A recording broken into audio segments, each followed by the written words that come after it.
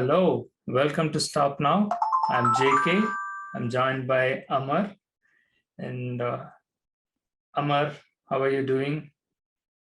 Yeah, I am well. Thank you, JK. How are you? I'm good. So there is no formal introduction for us today. We don't have any special guest, just you and me again. And we have been meeting every day almost on the experiment lab. So what do we have? Like, what do you think like we can discuss about? Yeah, I have some actually questions to you. So can I ask you and get answer from you? Sure, we can go with that. Because I am working with Staff now more than 6 months, and also Staff now is doing this I think more than 2 years, right? Yeah, that's right. As I know that Staff now has been continuing this experiment for the last 2 years. So by this time, we are getting so many evidence. We are collecting so many evidence. We are people working with you and your organization also. So by this time, did you get any response from the government side or any high authority? The answer is no, right? We haven't got any update or nobody reached out. So the problem here is with the government officials or anything to get viral and also anyone reporting on us, or we are making an official complaint on some companies to the government, then we will get a response. So it's the same, right? Just like how people complain in the third world country, everywhere, right? Even United States is also a third world country for me. Even the victim stories that we are sharing, right? So they have been fighting tooth and nail. Even after reporting and filing complaints, there has been no action on those cases. So that is why, like, even we started this campaign, and of course, we are in the early stage. 2 years looks like a long period for us, but then these are social injustices, right? That's why like we wanted to experiment this and expose this, reveal the truth, what's happening in it. And you can clearly see this in a way that they have this legal loophole, and through government negligence, corporates can easily get away from these kind of crimes, and they don't have jurisdiction, right? So you know that, right? You are sitting in Bangladesh, right?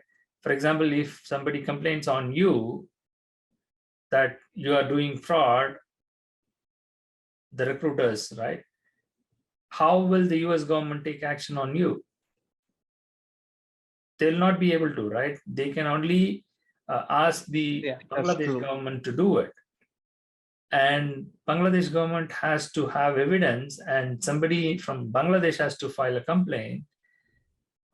Then only it will, the same thing, right? People from India, right? The recruiters, all those people, right? We are saying that like they are doing fraud and they are claiming this, that, and all, and they are operating from there. Someone to stop them, only the Indian government can take action, right? And Right. even with that, right, for them, it's a big corporate. They will not be able to, they don't have to infiltrate. They don't have enough evidence to prosecute them or other things, right? So they will not do anything. If any individual files a complaint in the court, they'll say like, yeah, you spend money, hire a lawyer and sue them and get justice. So that is how like these things are continuing to happen. So my surprise is nothing is going to happen for the near future, I would say. Like, so it's tough to answer that question. Yeah, that's right. So what should be the government response? I mean, you are expecting to stop human trafficking or like that. What you were expecting from the government side, actually? Again, the answer is I don't expect anything from the government authorities, right? Just like you and me, the people who are working in the government agencies are getting paid and they have to do their job. And there are so many task force, so many laws, and so many agencies involved in different states to control this human trafficking thing. But they don't understand the logistics in which like it is being operated, right? And they don't even care. Even if they know that, they come up with a proposal like how we can curtail those things by saying that, okay, the victim has to come forward and make a complaint, then only they will pursue the case. All right. And for example, why would I, if I'm a victim, right? Let's assume I'm a victim.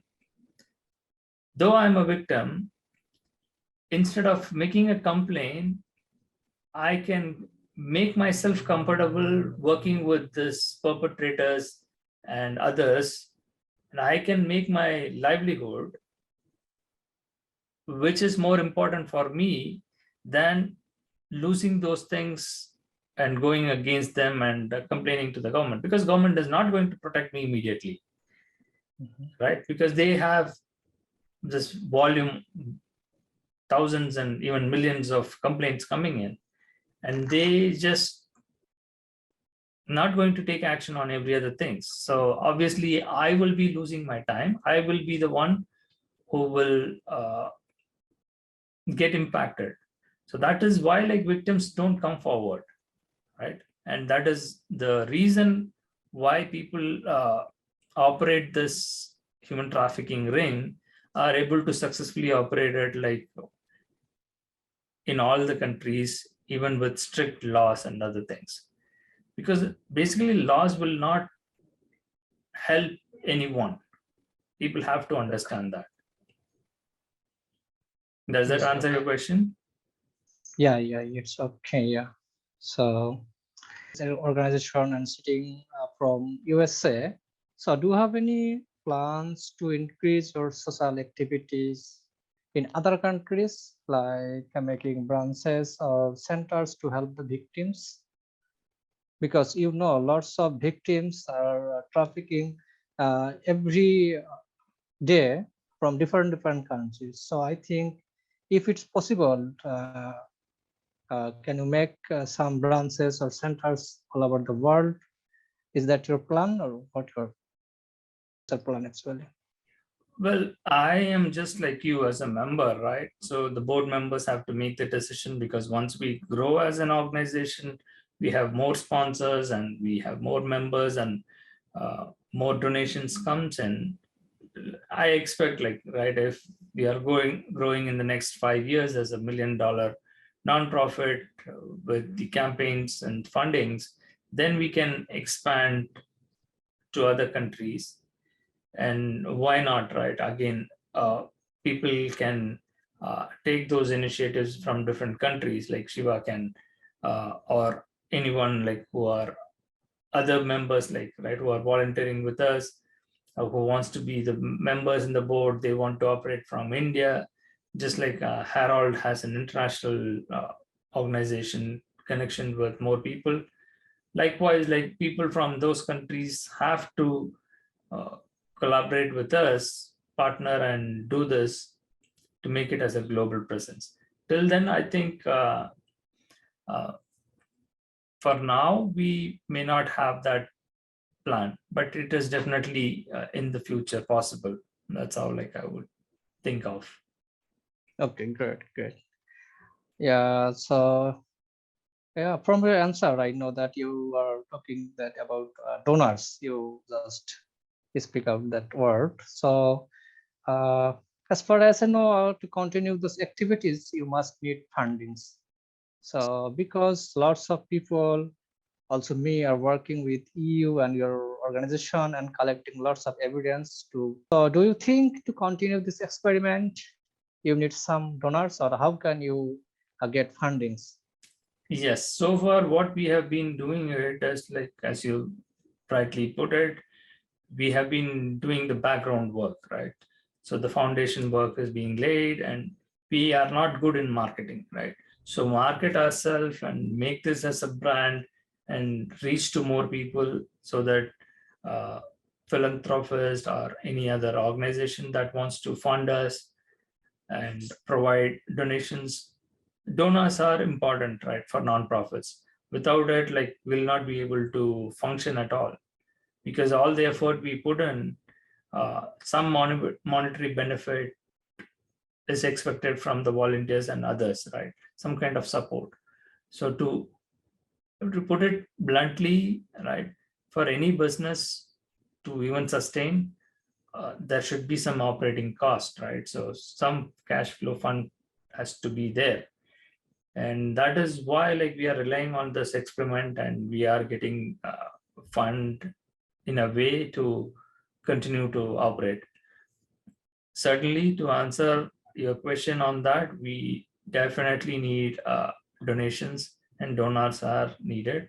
And we appreciate people coming forward and donating some for us, or not for us, like, I mean, for the campaigns or for our causes that we are addressing. Yeah, I think so. So could you please introduce people by name, because nobody is present today here. So just by name, or which countries people you are working with you or your organization, could you please introduce with by country? Yeah, we have been associated with different countries, right? So some people volunteered, like, from Philippines, and the whole list, we can put it up like as a credit to them, like at the end of our show, right? And you and Partho and few others, like from Bangladesh, they did, and you are the only one surviving in there. And also from India, a lot of people, right? From Shiva, Ram, Sundar, so many of them, like, on and off they came in. And even from US, like, few people on and off, like, they volunteer. And also from UK, and also from Egypt, and from African countries. I just don't remember, like Nigeria, South Africa, and a few people from Pakistan, right? You remember them, like, Right. who volunteered. Mohammed, multiple Mohammeds, and Right. Jilkar. the name goes on and on, right? And even a lady, like, from France, she did that. And obviously we had, like, Melissa, and Nate was the last man standing, and he has been there. Like, we are going to celebrate our 2nd year anniversary shortly at the end of this month. So that is there, like, and so those are the things. And my question is, like, so we don't have much for this week episode, so probably we can play out some interviews, or any of the interviews of the companies that we have been doing it. We are not targeting it, but it happens to be, right? So those big corporates like Apple, Google, and billion-dollar companies like Tata Consultancy, Cognizant, Infosys are where we did the projects and we collected the evidence. We can play out those interviews, the actual interviews that is being given by our candidates, how we clear the interview. So do you think, like, we can do that, play that out? Yeah, we should play the video for audience, so that they can understand what they're doing by what they're doing the fault actually by recruiting people. Yeah, we can play it up. All right. So do you have any preference? I think we did Google, right, last time? So now we will target Apple.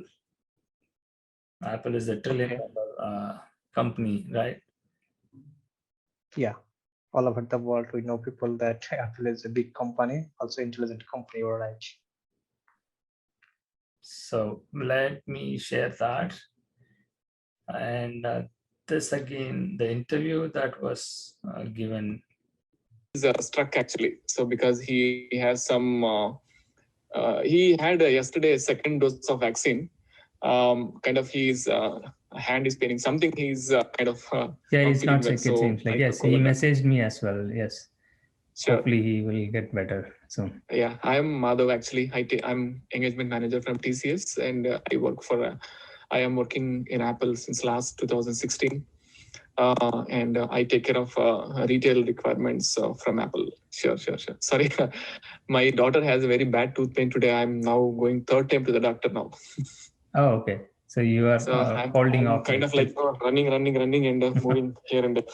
So the other person, I think that who is going to join that person, he told you, right? He gave introduction, right?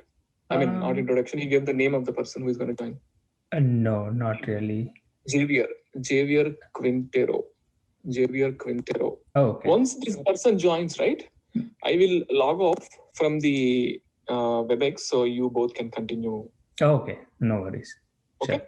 I will just introduce you to this guy, Javier, and then I will hand over. You both can continue discussion. Okay. They have a separate project management team itself. So before they onboard a person, they just talk to the person actually. It's not like interview mode, it is kind of a discussion process. Before they onboard, everyone wanted to talk actually. So they just wanted to see like you are the right fit in the team. This is kind of like behavioral. Okay. You represent TCS. I mean, right now you are not onboarded yet, but thing is you are from TCS. They assume like you are from TCS. Oh, okay. So yeah, so not before. I mean, they have the separate team. There's a kind of project management team. So it's more or less, your kind of how will you gel with the team. So what is like maybe team skills and your overall how you will be able to talk to everyone. So it's going to be like surrounded by all these people. Like how do you communicate with stakeholders? So Austin or any other location in Texas? Austin. Nice, very good. So now Austin climate would be very hot, no? Yes, it's getting hot. Yeah. Normally it used to be very hot, but this time, like because of the cold winter and the snowstorm and other correct. Things, like now it's not that hot. Oh, okay. It's like very volatile climate in Austin. That's what I heard. Hi, Javier. Good afternoon. Hello. How are you doing? I'm doing good, Javier. So, Javier, I am Madhav. I think Vijay is sick. Actually, he has some shoulder pain. So he's sick actually for the rest of the day. So I am part of TCS and I work with Vijay. Who is a candidate you will be discussing with him today. I will be quitting the WebEx. You both can continue, Javier. Take it. Bye. Yep, have a good one. Hey, Madhava, how are you doing? I'm good. How about you? Pretty good. All right, give me a second. I'm pulling up your resume. But tell me a little bit about your current role in Austin right now. Whole background. What is your bachelor's? And then you mentioned Scrum Master and Agile. Are you a Scrum Master? Do you have a certification for Scrum Master or yes. PMP? Yeah. Am I your first interviewer for this position, or has anybody talked to you about what we do and the team and a little bit about what the rec is all about? Pretty much everything that you could do in apple.com in regards of retail, you could do it on the mobile side, and that's what we take care of. So something that caught my attention is that you do have quite a bit of mobile experience of development, and I'm assuming was supporting Android and both iOS, or the schedule is not as crazy as that. So let me put you at ease. We do have an offshore team that usually for offshore testing, and there is some development, but mainly the projects are managed onshore, and it would be during Cupertino time. So it's not so bad. It's just 2 to 3 hours difference any given time. All right, so I'm assuming you're very familiar with the mobile life cycle, right? Working with very closely with the creative teams, designs, QA, part of the UX cycles and things like that, and then working with business. So I only have two questions for you. The first one is, how do you deal with tight timelines within your project? Sounds good. And then the last question I have for you is, how do you deal with conflict and conflict resolution within your project? Got it. Okay. Yeah. Very good. So how comfortable are you driving like very cross-functional large projects? You know, sometimes maybe even outside your areas of expertise, but sometimes since we are a front-end application, we sometimes end up driving back-end systems, back-end services, just because we're the front end, right? So it's perceived as something, either an enhancement or an issue that has to be fixed on the front end, but there's a lot of multiple dependencies. Are you comfortable with having those discussions and driving those large projects? The thing is, I'm a crazy Apple fan. Well, that's good. That's good. Then it does come handy because obviously, as I mentioned, we do work very closely with the creative side of the house. So designs and things like that. And our application is live in production. So when new projects come in, new user flows or new designs, and it's always good to play around with your own devices and sort of seem like this is the starting point, this is what they're trying to implement. Or sometimes there's multiple projects, they're only seeing one line of business, and they don't do their diligence and looking and playing around within the app and the applications to see maybe there's a better or easier way to from a design perspective as well. So sometimes within our team, we're empowered to provide that feedback and not just take requirements and just like, okay, we're going to go ahead and do it, but also challenge if there is an easier or maybe there's a performance impact, you know, just being very outspoken, you know, just pretty much manage and own that piece of the business, which is that project. So that's definitely something that I personally look forward to, is to somebody who feels comfortable having those discussions and not always being, you know, an order taker, but is more like, okay, does it make sense? What is the customer going to get out of this project? How's the performance going to look like? Does it look okay? Is it a bad experience? You know, things like that. So, you know, something that we take pride of is that everything that you do in Apple.com, you can do it on the mobile side. But we have an advantage, which is basically we understand the preferences because we know what device the user has in hand, right? So we know if it's an iPad, we know if it's an iPhone. So it's more dynamic and it's more intelligent type of suggestions and preferences and things like that. So I personally, I'm biased, of course.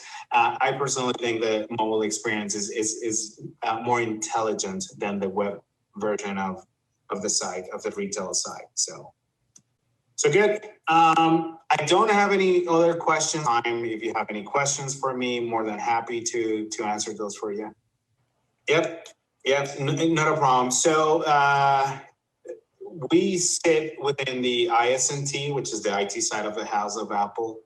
It's a very large organization, Apple. We're talking about a few 100,000. It's you know, it's pretty big, right, as a company. There's mainly in Cupertino, Sunnyvale in California. There's a campus in Austin, Texas, and I was even reading on the news that there's like a North Carolina or South Carolina, and it talks about a 20,000 people campus, right? So the company is growing. You're very familiar with the products. It's very exciting, very, very top of technology, right? Very, very chic type of products that we do. Within the IS&T side of the house, we're the mobile apps team. I think we're a small size team compared to some of other teams, but we like to think like we're the best of the best. because even though our mobile apps team, I mean, we produce, almost the same revenue as the web, right? So it's a very creme of the creme type of people, personnel. It's very diverse, but very capable individuals. It's a very fast-paced environment, not just within the team, is I would say within Apple, and that has to do with the innovation. There's always projects coming out. There's always products coming out. I'm personally the NPI lead, so I'm in charge of everything that comes out brand new, which is pretty exciting. I get to see things that come out before everybody else, so that's pretty cool. So there's always something that gets you going, right? It's a very exciting product. So as a project manager, that gets you going too, when you know it's something that's really cool, right? Earlier in my career, I've done multiple other things. And sometimes when you're supporting backend and services that are not easily accessible, then it takes a little bit, right? It's not everybody is as excited about it, right? But the PM side of the house of the team, we're growing. When I started 4 years ago, we were about 5-6 PMs. Now we're about 15, 16 in 4 or 5 years. So the team is growing quite a bit. And I think probably by the end of the year, we'll be close to 20 in general, between Austin and Cupertino. Any given project manager has a portfolio, I would say from 4 or 5 projects to 8, 9 projects. It all depends on the size. Also depends on the release timeline. We sort of are, I want to say we use the Scrum quite a bit, but we're not 100% agile. I would say it's we do have some releases. So I would say agile fall, if anything, a little bit of both. But like I said, it's not as crazy. The schedule is not as bad. I used to work weekends and release cycles and all-nighters and things like that earlier in my career. It's not that bad over here. So it's more manageable, and just probably because the majority of our team is in the US. I would say probably, I don't know, maybe 80% to 85% is in the US. And the product also sits here, the product managers. So most of the conversations will be within 9 to 6 Cupertino time. No, I mean, we're very, I mean, sometimes I wish we would move a little bit quicker, but we do take our time in the sense of reviewing. You're probably going to have a couple of rounds of interviews. That's just the standard process. Because we always look at, consultants and contractors as a potential candidate to become a conversion down the line. Okay. So it's not as, I've seen some other companies, they're very flexible whenever they hire somebody, just because they have that contractor mindset that it's, it doesn't work out. But our team does take a little bit of time, but if we want to make sure that we're the right fit for you and that you're the right fit for the team as well. That's something to keep in mind. Now, without saying, let me ask you, how quickly are you available, or would you be available in the next couple of weeks or so? Yep. I can, like, in 2 weeks. Okay. All right. Sounds good. All right. Good to know. Thank you for your time. Madrid. Madrid fan. Okay. This actually, I bought it. Yes and no, but I do love soccer. But this one actually, I bought it when I was in Madrid last year. So has nothing to do with Real Madrid. It's just the city. Oh, but I do love soccer. Yes. All right. Nice to meet you, Javier. Take care. Thank you. Have a good day. Take care. Hear from us soon. Thank you. Bye. So this was like, I think Shiva is back, and you know that. So he will be joining us. So it will be like a 2 round of interview for him happened with Apple, and he declined that offer and went out. Like it was through TCS. So you can see like the TCS manager introducing him, and also like the Apple managers who interviewed him for the last two. I don't know when this happened. Like it happened for 2 times, and even the recent interviews, right? He is already working on one of the projects in TCS as well, and also we had access to all those things, right? So that's fun. I don't know how this is going to create an impact once we publish this video and once we promote it and everybody looks at this and start either complaining and saying like, okay, this is not the right thing to do. But in a way, like unless we create a controversy, we will not be able to come up with the attention that is needed by the government authorities, as you asked right in the beginning of our show. So did you hear anything from the government? So far, we have not been successful in that. Our main focus is to create this, and that's where like we have to do a regular show on the experimental lab and bring in more evidence to the public. That way we will wrap things up. Yeah. So I have last question to you, that if we will, or your organization publish like this interview or personal videos or in the public place or YouTube or any other place, so can they take any action from their company like Google or Apple? So what can they do? Yes, as I said, right? So it is infringement again without their knowledge, recording it and publishing it. I don't think it's a crime because it's a sting operation. We are exposing it how they are. They can also play the card like we have become a victim, right? Because without any proof, right, you have been hiring people and firing people and allowing them to work in the projects, right? So those things have to be exposed. For that, like we have no other options. Even if we say these things to the authorities and file a complaint, they don't take action. We have evidence for that, right? So we have stories, right? We have filed a complaint, we have not received any response, they have not taken action for years together. Then what am I supposed to do, right? The victim has no other avenue. So that's why like we are publishing it. So now if they want to take action, they will come after us. Then we will take it to the court, or we will share to the authorities. See, the problem is with you guys. You have the ownership, right? You have the authority. You have not taken any action. That is what has led to us to expose these things and publish it in the public domain. You take action, right? So if they are going to take action on us, I don't know how we are going to deal. Only the legal team can answer that. Do what is required by the law and we will go by that. If they want us to take that down, we will do it. Or if it is proven that it's our right to do it, like we'll continue to do that.